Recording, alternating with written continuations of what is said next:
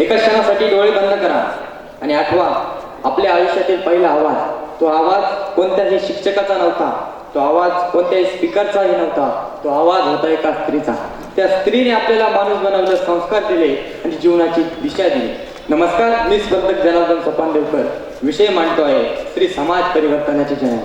जो हात, त्याने आपला हात धरून आपल्याला चालायला शिकवलं, तो आवाज, त्या आवाजाने आपल्याला शिकवलं काय योग्य काय अयोग्य. ती स्वतः त्रास सहन करते, अन्याय सहन करते, पण जेव्हा समाज परिवर्तनाची वेळ येते ना, तेव्हा अगदी ताठ मानेने उभे राहते. आणि इतिहासाचा विचार केला, इतिहासात डोकावून बघितलं तर प्रत्येक क्षणी, प्रत्येक प्रसंगी अगदी ताठ मानेने आणि कणखरपणे उभी राहताना दिसते स्त्री. राजमाता जिजाऊंनी रयतेचा नंगा नाच बघितला आणि स्वतःच्या डोळ्यासमोर स्वराज्याचं देखणं स्वप्न बघितलं आणि छत्रपती शिवाजी महाराजांच्या रूपानं ते साकारही केलं आणि छत्रपती संभाजी महाराजांनी अगदी त्याच ताकदीनं केलं. सावित्रीबाई फुले यांनी स्त्री शिक्षणाची ज्योत पेटवून समाजाच्या आंदणावर घाव घातला, पण त्यांनाही त्रास सहन करावा लागला, त्यांनाही अन्याय सहन करावा लागला. अरे कोण दगड मारून फेकायचं, कोण चिखल, तर कोण शेण मारून फेकायचं. पण एक गोष्ट लक्षात ठेवा, इतिहास साक्ष आहे, प्रत्येक समाज परिवर्तन करून बघणाऱ्या प्रत्येक स्त्रीला माहित आहे, जर समाज बदलून बघायचा असला ना, तर पहिलं पाऊल हे अन्यायातूनच पुढे टाकावं लागतं. आणि आजच्या आधुनिक युगाचा विचार केला, आजच्या वर्तमानाचा विचार केला तर स्त्री कोणत्याही क्षेत्रात मागे नाही. मग शिक्षण, विज्ञान, तंत्रज्ञान असो किंवा राजकारण, प्रशासन, क्रीडा क्षेत्र किंवा शेती असो, कोणत्याही क्षेत्रात पाठीमागे नाही.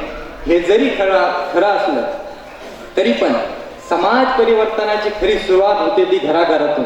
जेव्हा आपली माय माऊली आपल्या लेकराला, आपल्या बाळाला समान वागणूक देते, संस्कार देते, आणि जेव्हा संस्कार रूपी कुटुंब निर्माण होतं आणि असे अनेक कुटुंब निर्माण होता, तेव्हा कुठेतरी संस्कार रूपी समाज निर्माण होतो. आणि उगाच स्त्री समाज परिवर्तनाची जननी म्हटलं जात नाही. कित्येक माय माऊलीने आपल्या पोटाचा गोळा या समाजासाठी बहाल केलाय. कित्येक फाशीवर जाण्याआधी भगतसिंगांचे शेवटचे उद्गार आहे, ते आपल्या आईला सांगतात, ते आपल्या मातेला सांगतात की माँ मेरे लाश लेने आप मत आना, कुबीर को भेज देना, कहीं आप रो पड़ी तो लोग कहेंगे भगत सिंह की माँ अपने बेटे के लाश पर रो पड़ी.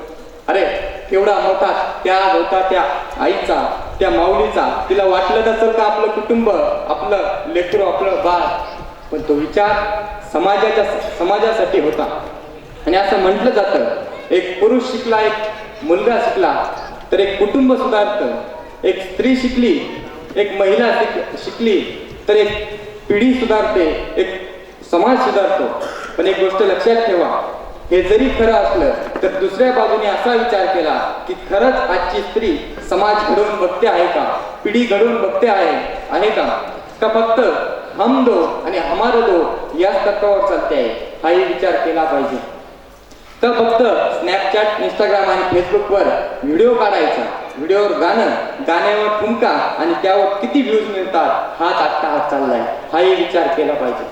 माझं म्हणणं नाही की तुम्ही सोशल मीडियाचा वापर करू नका, पण एक गोष्ट लक्षात ठेवा, अनाथांची माय सिंधुताई सपकाळ यांचं वाक्य आहे की स्त्रीकडे बघून ती मादी नाही, ती माय वाटायला पाहिजे. याही वाक्याशी एकनिष्ठ राहा.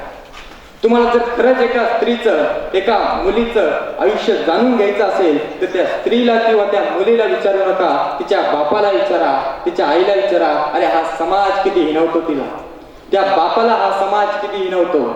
आणि काळजातले 2 वाक्य बोलतो माझ्या बहिणींनो कि मेरी बहन उठ जाग, माँ बाप को सुनाने वाले लोगों के ताने का जवाब भी देना है. और हाँ, घर से निकली है कुछ करने की हैसियत से तो कुछ ऐसा कर, कुछ ऐसा नाम कमा, कुछ ऐसा रुतबा कमा कि जहाँ पर पाँव रखा तो साला किसी का बाप भी उखाड़ना है. धन्यवाद.